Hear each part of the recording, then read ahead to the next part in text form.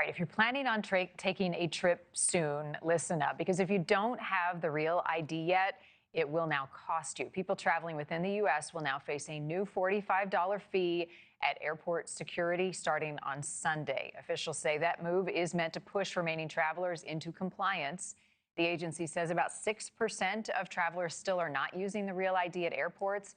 That is the fee that will cover the costs of needing to use other methods to identify travelers. Real IDs have been required for air travel in the U.S. since last May. Steve Lorincz, Executive Assistant Administrator for Security Operations at the TSA, is with us this morning.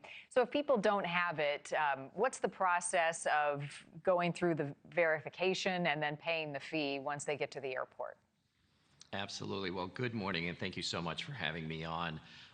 There's been a lot of work, a lot of collaboration, not only at the state level, at the federal level, but also with our stakeholders and our aviation partners to make sure that we get the message out.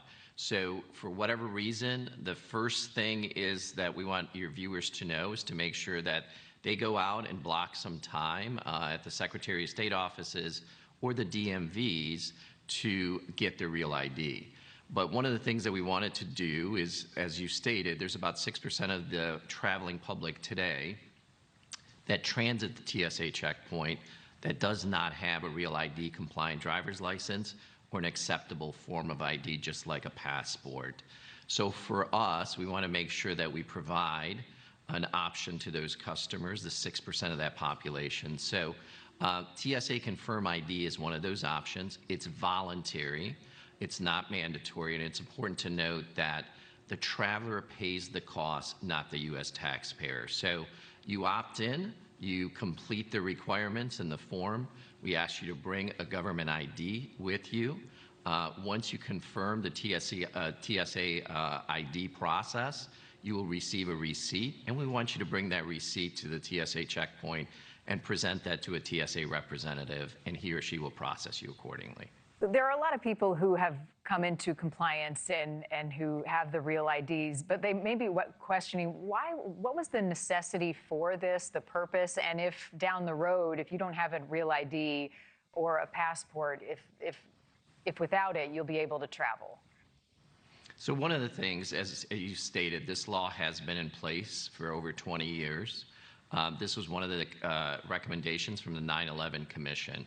ID verification is a critical component of what we do at TSA within our security layered approach process.